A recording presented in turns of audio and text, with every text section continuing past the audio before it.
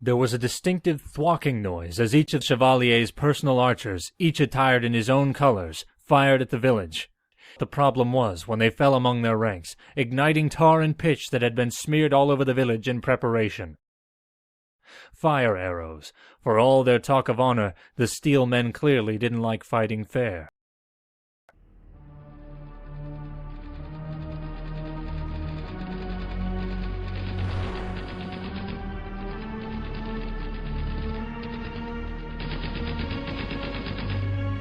The Two and the Many.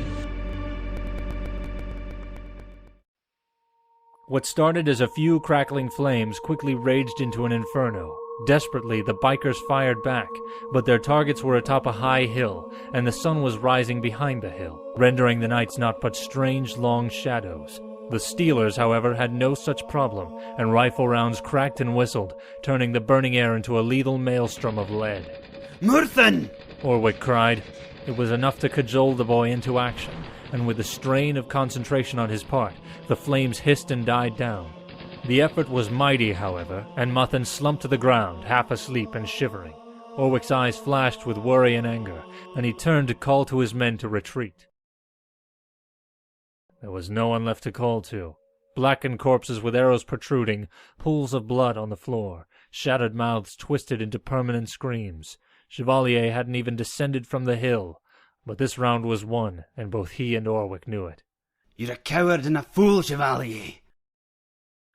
The fire from the mount had petered out. Orwick, keeping his dignity, walked with a straight back to where Muthan lay, and hoisted him over his shoulder before getting back onto his bike. "Look," he shouted as he started the engine. "This is your victory." He gestured around himself, to the stricken mess of bodies and tar. Orwick turned back around and floored it, the tires leaving just another black trail in a blackened hole. Above, Chevalier grinned, anticipating the battle to come. In the back of his mind a voice nagged, but it was quickly crushed. It threatened to spoil the moment, threatened to tell Chevalier what he didn't want to admit. Muthan held Orwick tightly as they rode away. "It'll be okay, boy," Orwick muttered to the quivering child, looking back to the smoking shell of the village. His chapped lips curled into a grimace of disgust at the sheer barbarity of these men. He opened the taps, and the burning husk disappeared from sight, the black trail of smoke rising into the ether. After a few minutes of cold, empty silence, Orwick shifted in the saddle. "We're nearly there, boy," he whispered through the choking mess. They had reached the height of this crater. There was a slight second of weightlessness as the bike crested it. A new sight beheld their eyes. They were driving down a cracked, rutted road. The pavement was no longer distinguishable from anywhere else, and now lay in uneven patches down the street. Support beams from houses long gone stood as silent tombstones in memory of those long forgotten. It was surprisingly silent compared to what had just happened. Muthan could see their faces still. The silence passed for a few hours as the unchanging land refused to stir. Eventually there was an oddity in the distance, an enormous solid figure that could be seen through the beams. A colossal shadow fell upon them. The tower. Over the door hung a decaying, rusting sign, the words U.S. Army Engineers nearly indecipherable. As they rode through the blasted-out doorway that was once a reception, oaken doors were thrown closed behind them. The original blast doors could be seen in the door frames, burned in place. They rode slowly past bulky, leather-clad men who beamed grimy smiles at them, brows furrowing questioningly when these were not returned. The shell of a gigantic tower block still stood, skeleton-like, the gaps where the windows were now staring out like lifeless eyes. Here and there, a huge, dully gleaming snout poked out. Cannons. They arrived at the foot of the great fortress tower. Yet another wall surrounded it. Yet another door blocked their way. It was promptly open, and they were in the large compound. Rows of bikes stood to the left, men polishing them, proud to have something so precious to themselves. Orwick parked up and let Muthan slide off before swinging his own leg over the seat. Orwick walked across the courtyard, Muthan following closely. Finally, they walked into the mess hall. The room they stood in was about the same size as a generic military cafeteria or mess hall, and indeed that's what it was at one time. Uneven, pitted tables had been pulled to the center in one long row. Chairs had also been pulled up and along the table. Men laughed uproariously from the end, eating and drinking. 2 men stood at the side of the room, talking in low whispers. One of them glanced around nervously and spotted the others. Orwick had sat down and was cleaning his boots. The man walked over and smiled warmly. Orwick, Murthan, you're back. He hopped over the table and pulled Mutton into a tight hug. Where are the others? Jonas said, curtly, as Orwick took a mug from a passing maid. Glad to see you too, Jonas. Stick your tongue out, son. He said patiently as Mutton tried to get away, his cheeks reddening. He looks pale. What have you made him do? Oh, he just had to put out a couple of fires. A couple of... Oh, I see. The mission. How did it go? It was our old friend Chevalier. 20 of our best guys just slaughtered.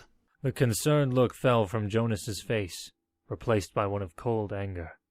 Gah, you should have killed that bastard back then. Orwick nodded sadly. We'll talk about it later, he said. over a mug of Arl. Jonas nodded.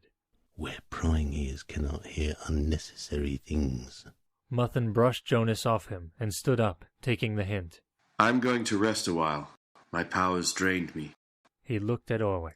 Fine by me, young'un. Be off. Mutton was about to go to bed when he felt something odd, something pulling him away.